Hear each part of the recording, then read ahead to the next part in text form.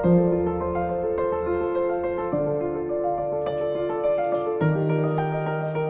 Students, good morning. कैसे हैं आप सब? आज हम स्टडी करेंगे लाइकेन के बारे में, जो आप लोग क्लास 11 के अंतर्गत जीव विज्ञान का दूसरा अध्याय चल रहा है। लाइकेन क्या होते हैं और कहाँ पाए जाते हैं, इनके बारे में आज हम स्टडी करेंगे। तो आज का टॉपिक होगा स्टूडेंट्स लाइकेन।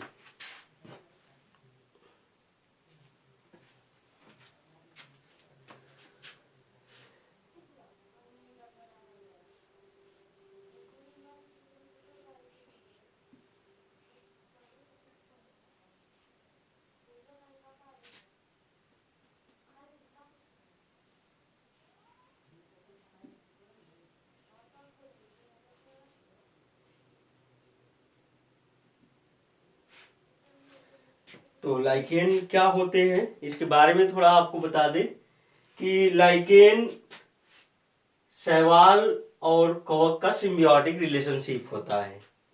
मतलब ऐसे जीव जिसमें दो परस्पर जीव मिलकर एक जीवन जीते हैं, एक जीवन यापन करते हैं।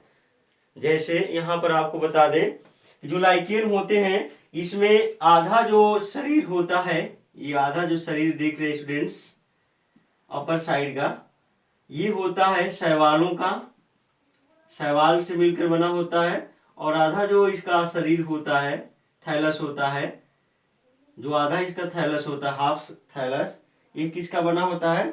ये बना होता है कवक का। तो कह सकते हैं कि शैवाल और कवकों का जो सिम्बियोटिक रिलेशनशिप होता है वो लाइकेन होते हैं। और लाइकेन को डिफाइन कैसे करेंगे?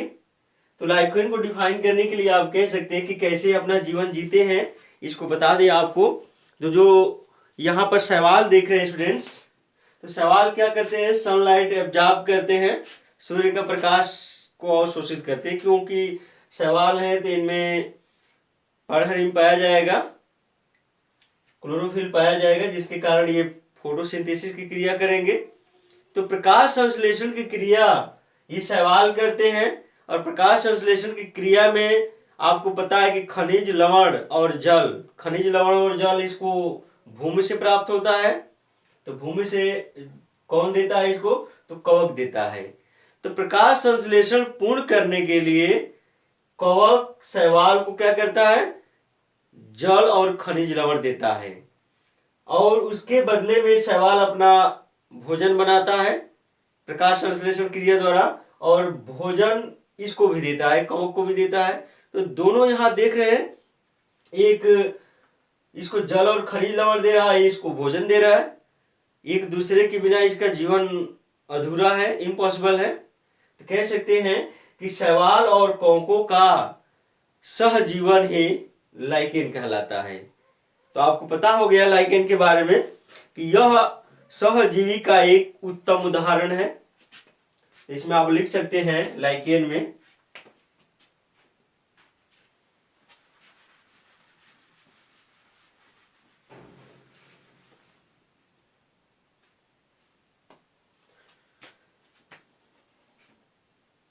लाइकेन सहजीवन का एक अच्छा उदाहरण है। यह एक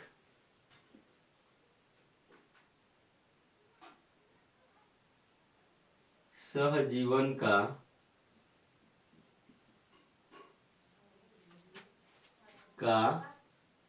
उत्तम उदाहरण है।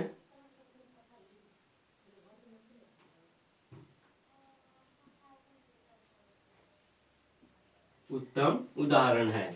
आप लोगों ने देखा है स्टूडेंट्स, जो लाइकेन होते हैं ये सहजीवन का उत्तम उदाहरण है। लाइकेन दो भिन्न पौधों से मिलकर बने होते हैं। जस्ट हमने अभी आपको बताया, लाइकेन दो भिन्न पौधों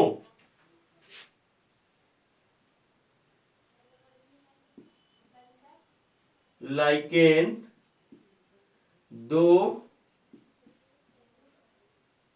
भिन्न पौधों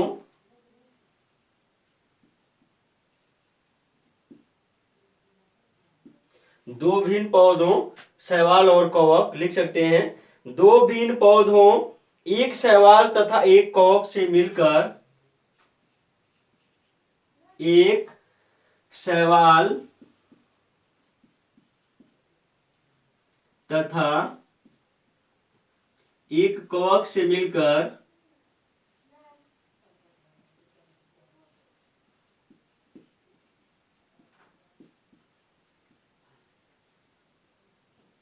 एक शैवाल तथा एक कवक से मिलकर बनने वाले जटिल पादप हैं। बनने वाले जटिल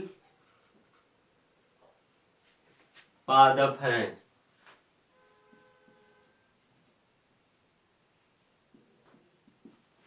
तो आप लोगों ने देखा यहां पर कि यह एक सहजीवन का उत्तम उदाहरण है। लाइकेन दो भिन्न पौधों से एक शैवाल तथा एक कवक से मिलकर बनने वाले जटिल पादप है।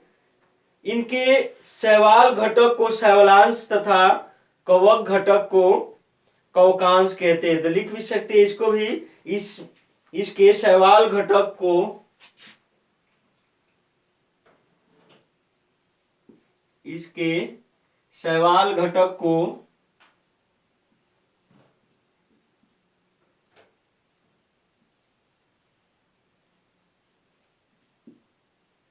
शैवालांश शैवाल घटक को क्या कहते हैं स्टूडेंट्स? शैवालांश कहते हैं, जिसको इंग्लिश में आप लिख सकते हैं फाइकोबायन्स।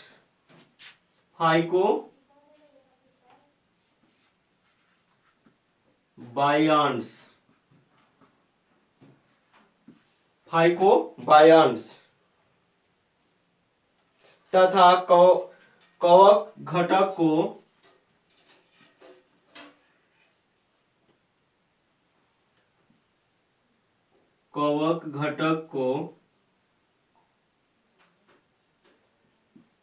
कवकांश।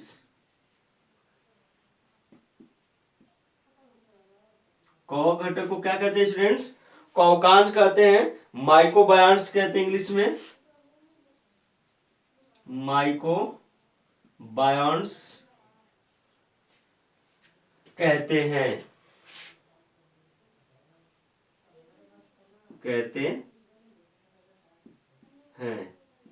तो आप लोगों ने यहां देखा कि इसके शैवाल घटक को, जो आप लोगों ने देखा था कि दो अलग अलग पादप जैसे प्रजातियों से मिलकर बने होते हैं, शैवाल और कवक। तो शैवाल वाले भाग को शैवालांश फाइकोबायन्स तथा कवक वाले भाग को कवकांश माइकोबायन्स कहते हैं। लाइकेन में कवक जल एवं खनिज लवणों का अवशोषण करते हैं।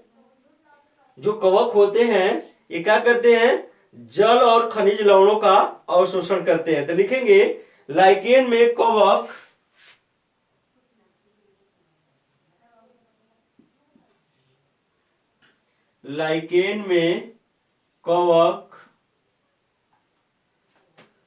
जल एवं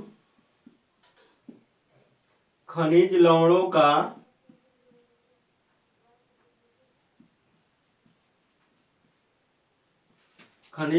का अवशोषण करते हैं।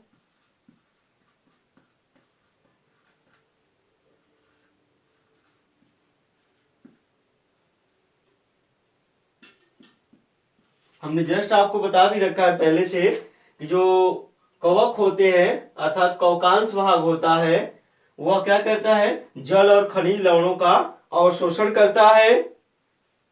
जबकि शैवाल क्या करता है?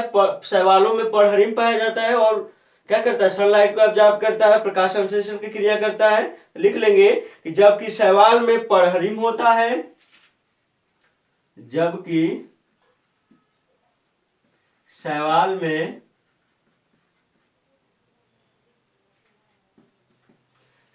में पर्णहरिम होता है, जिसको आप लोग क्लोरोफिल कहते हो, इंग्लिश में क्लोरोफिल कहते हैं। पर्णहरिम होता है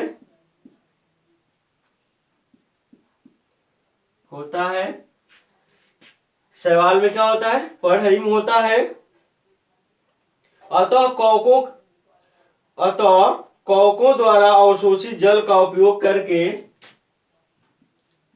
अतः कवकों द्वारा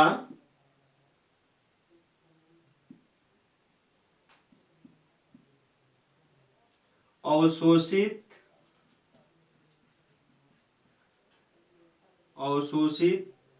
जल का कवकों द्वारा अवशोषित जल का उपयोग करके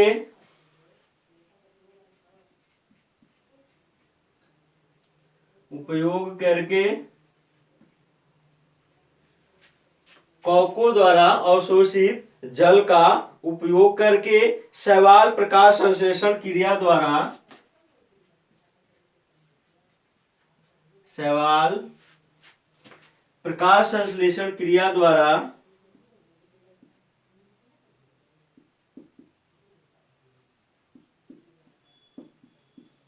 प्रकाश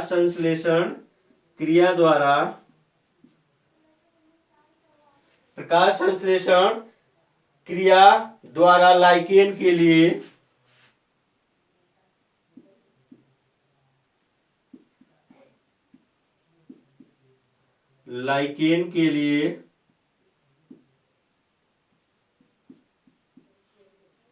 भोजन तैयार करते हैं, भोजन बनाते हैं या भोजन तैयार करते हैं,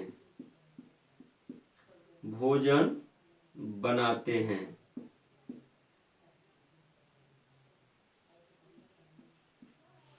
तो आप लोगों ने यहां देखा कि दोनों मिलकर लाइकेन के लिए क्या कर रहे हैं स्टूडेंट्स, भोजन का फॉर्मेशन कर रहे हैं। कैसे कर रहे हैं, जस्ट आप लोगों ने यहां पर डिफिनेशन के माध्यम से भी देखा।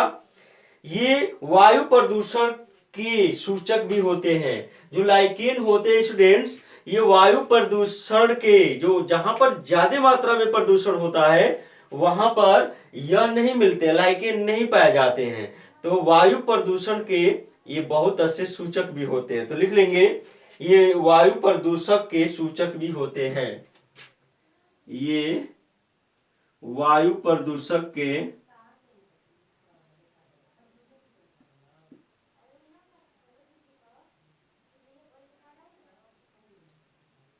अच्छे सूचक भी हैं। इंडिकेटर्स, सूचक बने इंडिकेटर, सूचक भी हैं।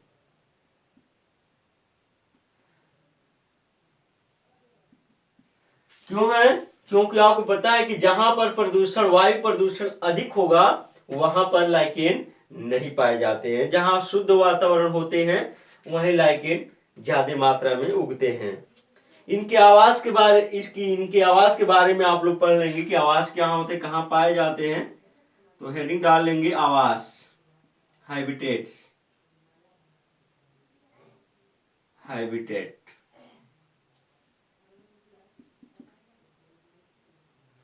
हैबिटेट जानेंगे कि ये पाए कहां जाते हैं।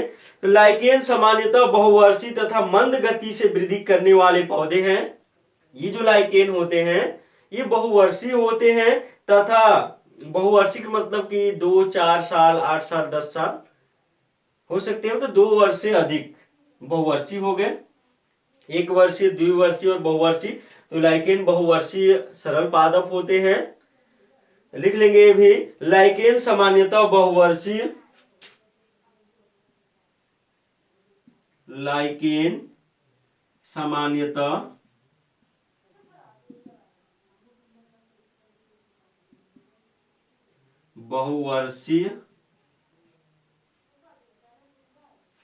बहुवर्षीय तथा मंद गति से वृद्धि करने वाले,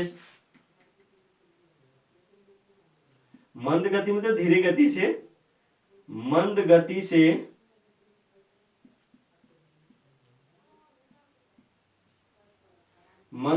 से वृद्धि करने वाले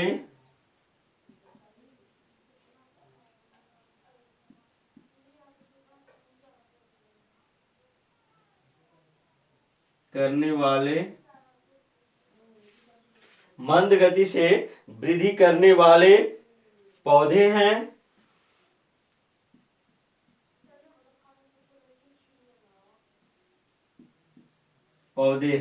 तो आप लोगों ने यहाँ देखा स्टूडेंट्स, लाइकेन सामान्यतः बहुवर्षीय तथा मंद गति से वृद्धि करने वाले पौधे हैं। ये नम वातावरण में पाए जाते हैं। ये नम वातावरण में, जहां नमी वाले क्षेत्र होते हैं वहीं पाए जाते हैं, नम वातावरण में पाए जाते हैं।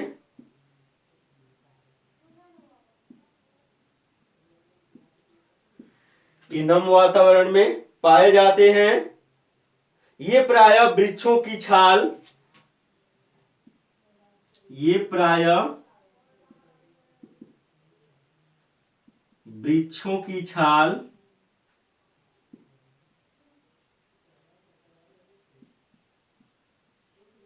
कहां कहां पाए जाते हैं स्टूडेंट्स? तो वृक्षों की जो छाल होती है उन पे, वृक्षों की छाल, पत्तियों, घरों की दीवार, पत्तियों, घरों की दीवार,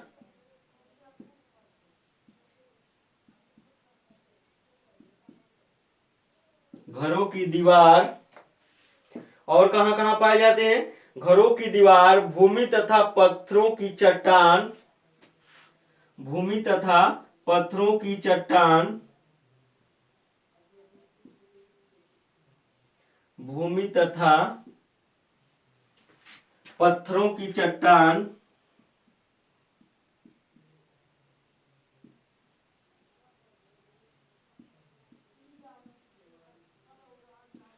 घरों तथा पत्थरों की चट्टान एवं नग्न चट्टानों पर पाए जाते हैं, एवं नग्न चट्टानों पर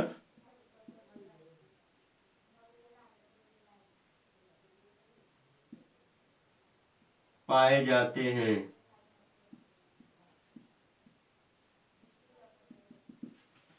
तो आप लोगों ने यह देखा कहां कहां पाए जाते हैं? वृक्षों की छाल पर, पत्तियों पर, घरों की दीवार पर, भूमि पर, पत्थरों की चट्टान एवं नग्न चट्टानों पर पाए जाते हैं। तो ये रहा कुछ लाइकेन के बारे में सामान्य जानकारी, जो कि आर.एच. व्हिटेकर ने अपने वर्गीकरण में कहीं स्थान नहीं दिया लाइकेन को, और सूक्ष्म जीवों को भी स्थान नहीं दिया। सूक्ष्म जीवों के बारे में आप भी स्टडी कर लेंगे कि सूक्ष्म जीव क्या होते हैं, कहाँ पाए जाते हैं। तो आप लोग हेडिंग डालेंगे सूक्ष्म जीव।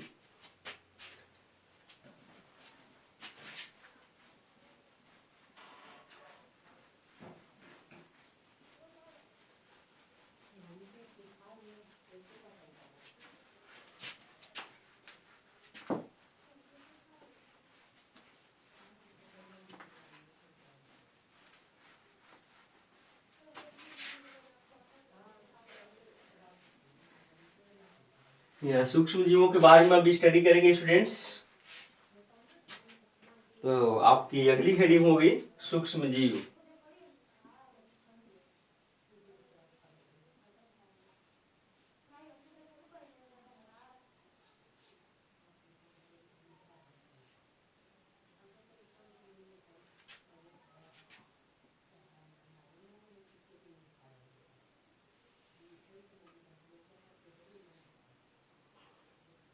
तो यहाँ पर सूक्ष्म जीवों के बारे में पढ़ेंगे। सूक्ष्म जीव क्या होते हैं, कहाँ पाए जाते हैं। तो यहाँ पर सूक्ष्म जीवों का मतलब समझ रहे हैं। सूक्ष्म मतलब बहुत छोटा, जीव मतलब जीव, ऐसा जीव। सूक्ष्म जीव का मतलब हम आपको बता देते हैं, ऐसे जीव जिनको नग्न आंखों से हम नहीं देख सकते, जिनको देखने के लिए सूक्ष्मदर्शी की आवश्यकता होती है, सूक्ष्म जीव कहलाते हैं। तो लिख लेंगे ये भी, ऐसे जीव जिन्हें नग्न आंखों से नहीं देखा जा सकता, इन्हें देखने के लिए सूक्ष्मदर्शी की आवश्यकता होती है, सूक्ष्म जीव कहलाते हैं। लिख लेंगे, ऐसे जीव जिन्हें नग्न आंखों से नहीं देखा जा सकता, ऐसे जीव जिन्हें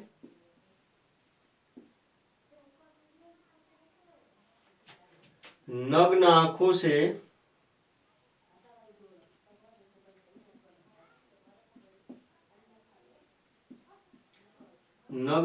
से नहीं देखा जा सकता,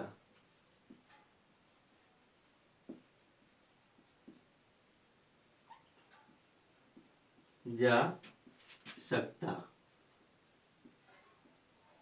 तो आप लोगों ने यहां देखा, ऐसे जीव जिन्हें नग्न आंखों से नहीं देखा जा सकता, नहीं देखा जा सकता, अर्थात अर्थात इन्हें देखने के लिए, इन्हें देखने के लिए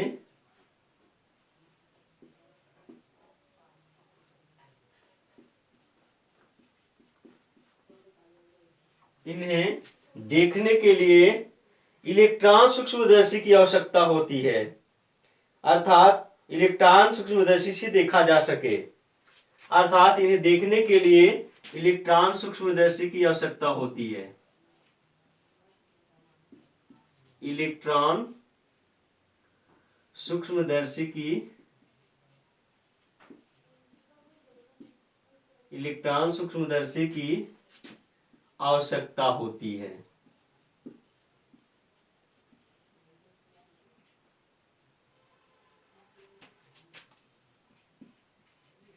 होती है, सूक्ष्म जीव कहलाते हैं, सूक्ष्म जीव कहलाते हैं।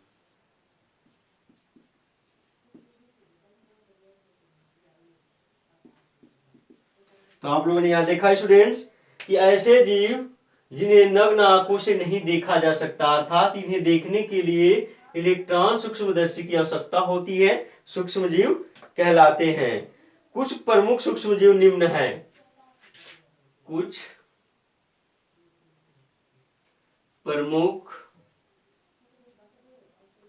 सूक्ष्म जीव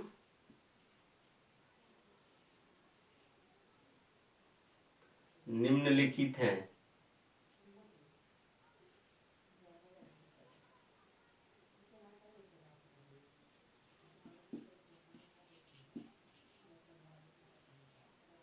निम्नलिखित हैं।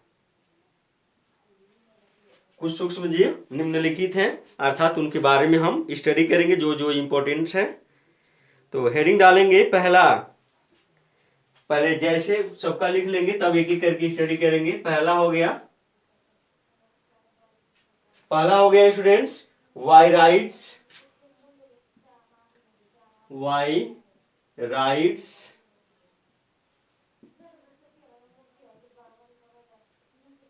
वायराइट्स। दूसरा सूक्ष्म जीव है जिसको कहते हैं प्रियॉन, प्रियॉन। और तीसरा सूक्ष्म जीव है जिन्हें कहते हैं विषाणु, विषाणु जिसको वायरस भी कहा जाता है, विषाणु। तो ये तीन सूक्ष्म जीवों के बारे में हम अब एक एक करके स्टडी करेंगे कि वायराइट क्या होते हैं, फिर प्रियॉन क्या होते हैं और विषाणु क्या होते हैं। तो पहला हमारा हेडिंग होगा स्टूडेंट्स वायराइट्स। तो हेडिंग बनाएंगे आप लोग वायराइट।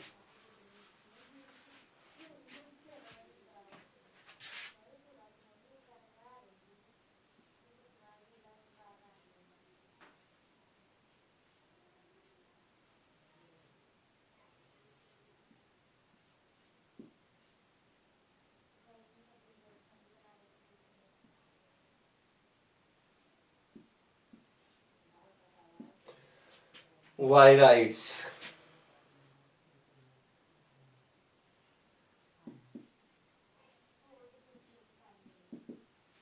वायराइट्स क्या होते हैं तो याद रखेंगे, वायराइट्स गोलाकार एक रज्जु की सिंगल स्ट्रैंडेड आरएनए अणु है। तो आप लिखेंगे वायराइट्स गोलाकार एक रज्जु की, वायराइट्स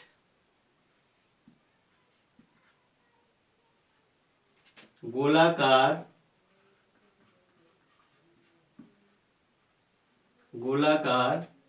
एक रज्जु की सिंगल स्ट्रैंडेड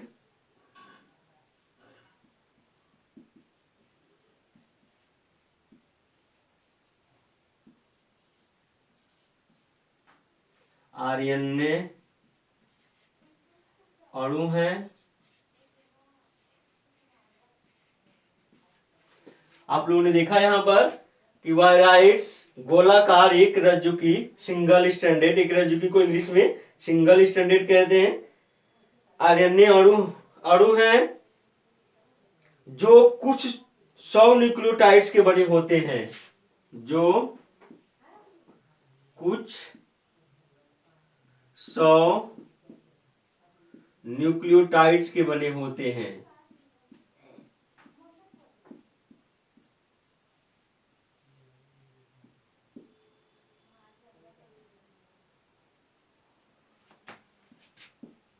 के बने होते हैं।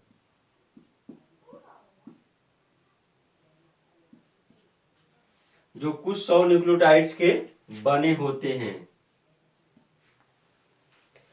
ये न्यूक्लियोटाइड जो देख रहे हैं स्टूडेंट्स, आप जाएंगे क्लास 12th में तो न्यूक्लियोटाइड्स के बारे में डिटेल से आप पढ़ेंगे। तो न्यूक्लियोटाइड्स क्या होते हैं, तो डीएनए के बनाने में ये भाग लेते हैं, डीएनए और आरएनए को बनाने में भाग लेते हैं, जिनमें पेंटोज शर्करा फास्फेट समूह और नाइट्रोजनी क्षारे मिलकर न्यूक्लियोटाइड्स को बनाते हैं। ये आप क्लास 12th में पढ़ेंगे इसके बारे में। न्यूक्लियोटाइड्स के बने होते हैं। ये सबसे छोटे, लिख लेंगे आगे, ये सबसे छोटे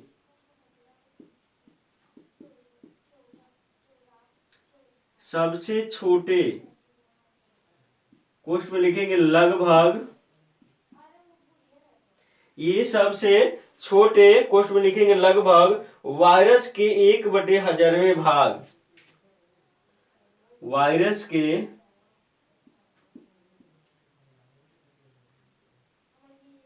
1/1000वें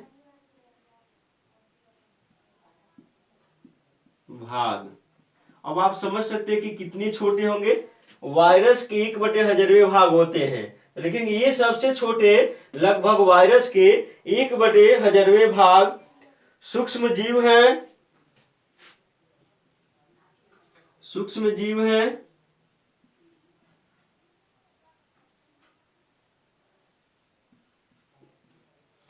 एक बटे 1000वें भाग सूक्ष्म जीव हैं।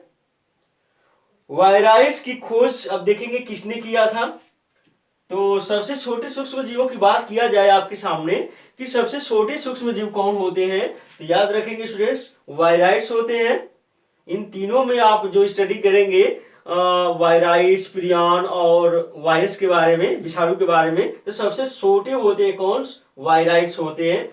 आप यहाँ देख ही रहे हैं कि लगभग वायरस के 1/1000वें भाग होते हैं। अब इनकी खोज जान लेते हैं। तो वायराइड्स की खोज सर्वप्रथम अमेरिकी वैज्ञानिक, अमेरिका के रहने वाले वैज्ञानिक थे जिनका नाम था थियोडोर डायनर ने की थी। तो लिख लेंगे वायराइड्स की खोज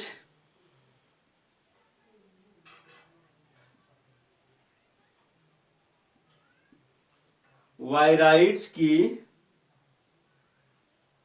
खोज सर्वप्रथम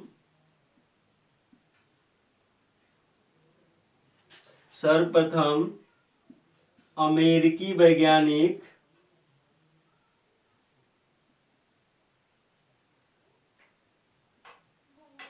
अमेरिका के रहने वाले थे, थियोडोर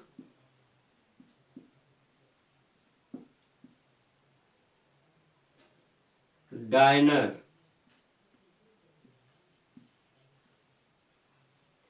अमेरिकी वैज्ञानिक थियोडोर डायनर ने की थी,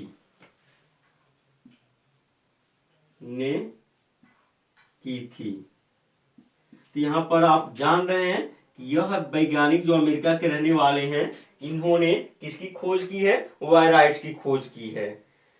आगे लिखेंगे वायराइड्स में न्यूक्लिक अम्ल तो होता है, वायराइड्स में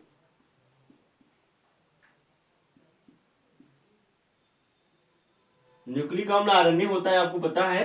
वायराइड्स में न्यूक्लिक अम्ल तो होता है,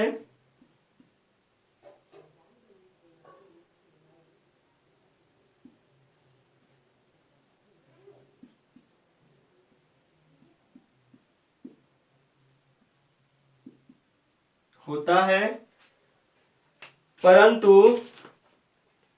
किंतु प्रोटीन कैप्सिड नहीं होता। होता है परंतु प्रोटीन कैप्सिड नहीं होता। हम अभी बताएंगे कि प्रोटीन कैप्सिड क्या होता है। प्रोटीन कैप्सिड, प्रोटीन कैप्सिड नहीं होता, नहीं पाया जाता है, नहीं होता। यहां पर आप लोगों ने देखा कि वायराइड्स में न्यूक्लिक अम्ल पाया जाता है लेकिन प्रोटीन कैप्सिड नहीं पाया जाता। जैसे यह मान लीजिए कि यह न्यूक्लिक अम्ल हो गया, इसका जो आवरण होता है, यह आवरण नहीं पाया जाता, उसी को प्रोटीन कैप्सिड बोला जाता है। तो इसे प्रोटीन कैप्सिड नहीं पाया जाता, नहीं होता है। अतः इसे नग्न विषाणु या मेटावायरस भी कहते हैं। अतः इन्हें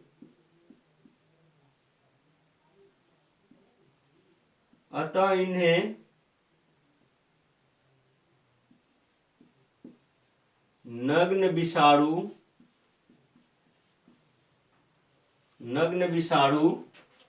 या मेटावायरस भी कहते हैं, मेटावायरस भी कहते हैं। तो यहां पर आप लोगों ने देखा कि इनमें प्रोटीन कैप्सिड नहीं होगा तो पूरा नग्न होगा इसका न्यूक्लिक अम्ल, जिसके कारण ये नग्न विषाणु या मेटावायरस के नाम से भी जाना जाता है। वायराइड्स प्रायः पौधों में ही पाए जाते हैं। तो लिख लेंगे, जो वायराइड्स होते हैं, वायराइड्स प्रायः पौधों में ही पाए जाते हैं।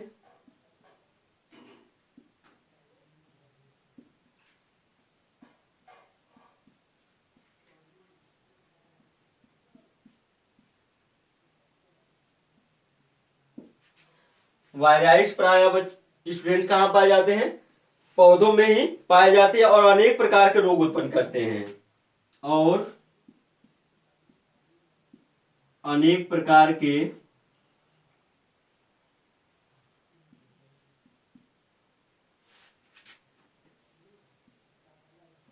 रोग उत्पन्न करते हैं।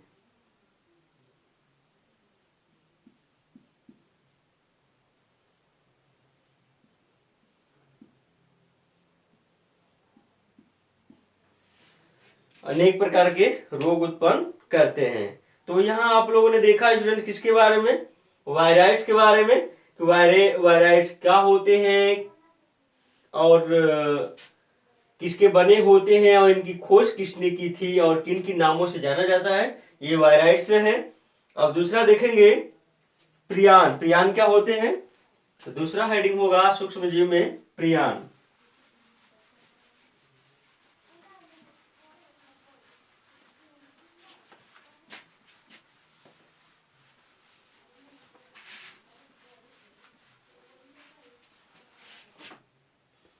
तो हेडिंग है स्टूडेंट दूसरा प्रियान।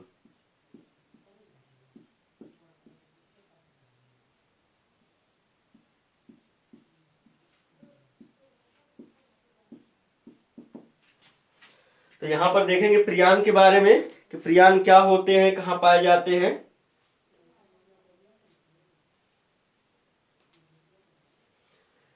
ये सूक्ष्म जीवों के बारे में आर.एच.बी. टेकर ने कहीं स्थान नहीं दिया था, लेकिन इसके बारे में आपको जानकारी देना अनिवार्य है,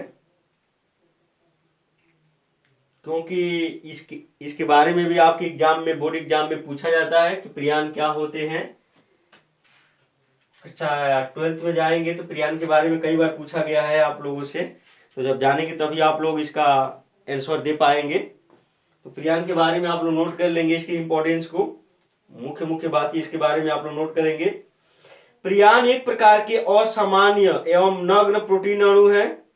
प्रियान एक प्रकार के असामान्य तथा नग्न प्रोटीन अणु है।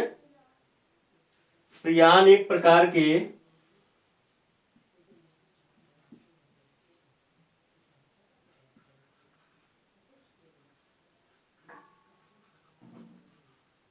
एक प्रकार के असामान्य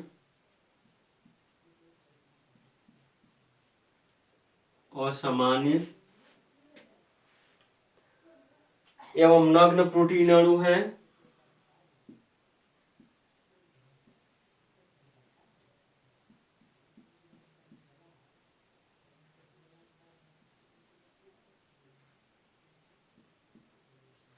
नग्न प्रोटीन अणु है। तो आप लोगों ने देखा यहाँ पर प्रियान एक प्रकार के असामान्य एवं नग्न प्रोटीन अणु है जो लगभग 250 अमीनो अम्लों से मिलकर बने होते हैं। जो लगभग 250 अमीनो अम्लों से मिलकर बने होते हैं।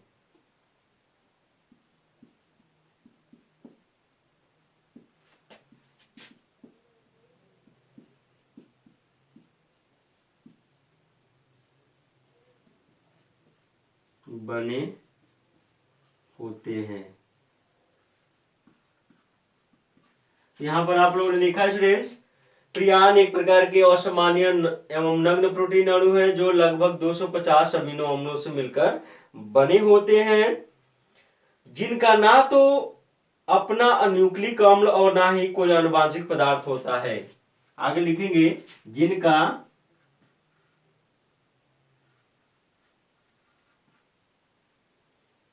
जिनका ना तो कोई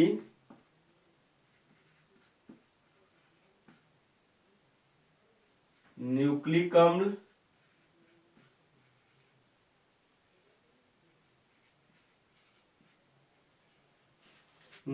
अम्ल और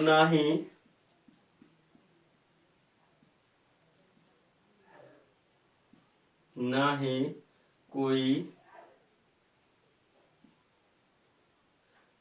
आनुवांशिक पदार्थ होता है, और ना ही कोई अपना आनुवांशिक पदार्थ होता है।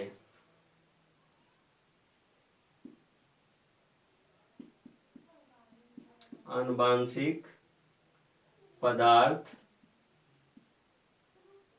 होता है।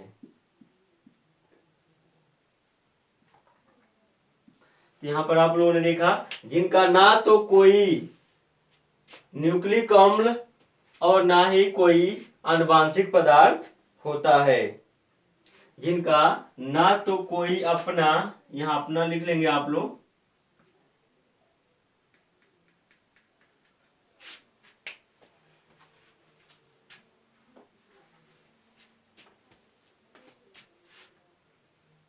जिनका ना तो कोई अपना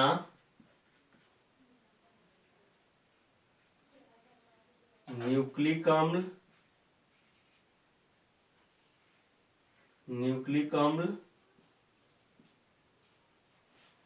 और ना ही कोई आनुवांशिक पदार्थ होता है। प्रियान से बकरी एवं भेड़ में रोग भी होते हैं, तो ये भी लिखेंगे प्रियान से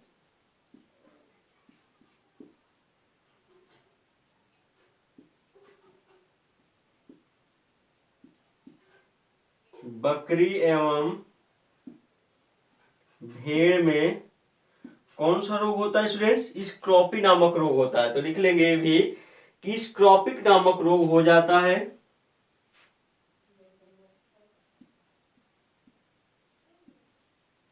स्क्रॉपी नामक रोग हो जाता है।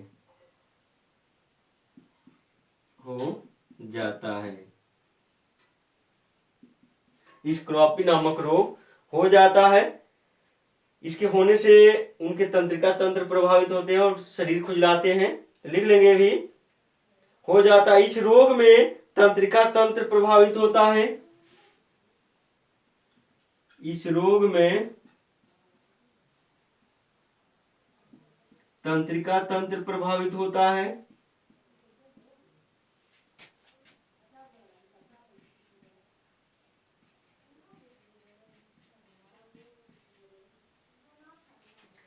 तंत्रिका तंत्र प्रभावित होता है।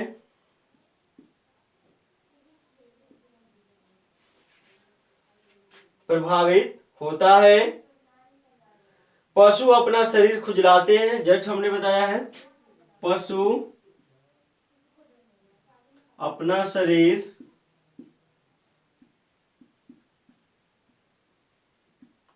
खुजलाते हैं।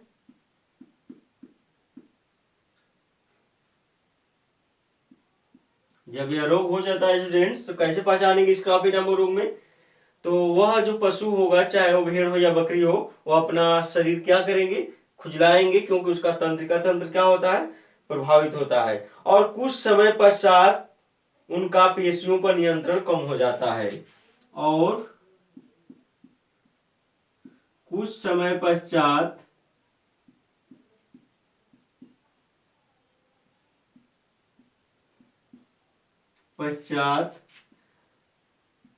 उनका पेशियों पर नियंत्रण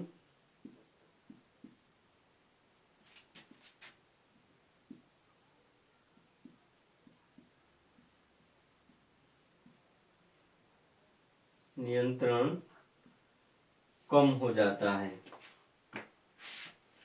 कम हो जाता है। यहाँ पर आप लोगों ने देखा कि शरीर खुजलाते खुजलाते उनका जो तंत्रिका तंत्र प्रभावित तो होता ही है, लेकिन उनका जो पेशियों पर नियंत्रण होता है वो भी क्या हो जाता है? कम होने लगता है। प्रियान के कारण मनुष्य में भी रोग उत्पन्न होता है। प्रियान से मनुष्य में भी रोग उत्पन्न होता है।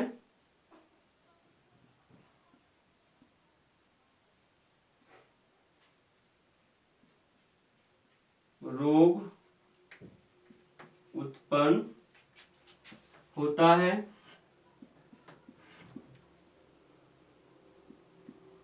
प्रियान से मनुष्य में भी रोग उत्पन्न होता है, जिससे मनुष्य की याददाश्त में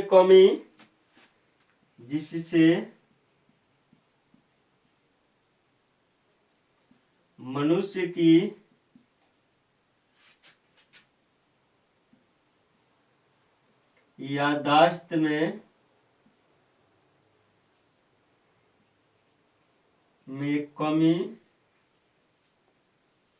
एवं पागलपन हो जाता है। वह पागलपन हो जाता है, एवं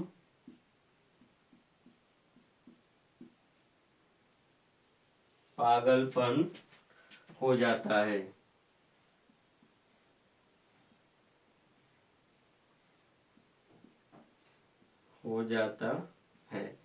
यहाँ पर आप लोगों ने देखा कि मनुष्य में जो रोग उत्पन्न होता है, जिससे मनुष्य की याददाश्त चली जाती है, धीरे धीरे वो आदमी क्या हो जाता है? उनमें पागलपन हो जाता है। अंततः उनकी मृत्यु भी हो जाती है। अंततः मृत्यु भी हो सकती है। अंततः उनकी मृत्यु भी हो सकती है।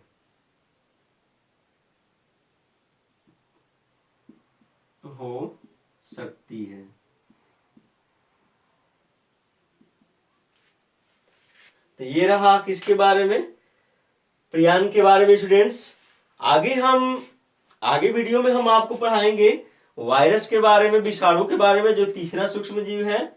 आप लोगों ने आज पढ़ा वायराइड्स और प्रियान के बारे में। आगे की वीडियो में हम विषाणु के बारे में विस्तार से डिटेल से आपको बताएंगे। विषाणु क्या होते हैं, कहाँ पाए जाते हैं, खोज किसने की थी, किसके बने होते हैं, तो सारे टॉपिक अगले वीडियो में। हाँ, आज की वीडियो को यही खत्म करते हैं, रहने देते हैं, रुकते हैं।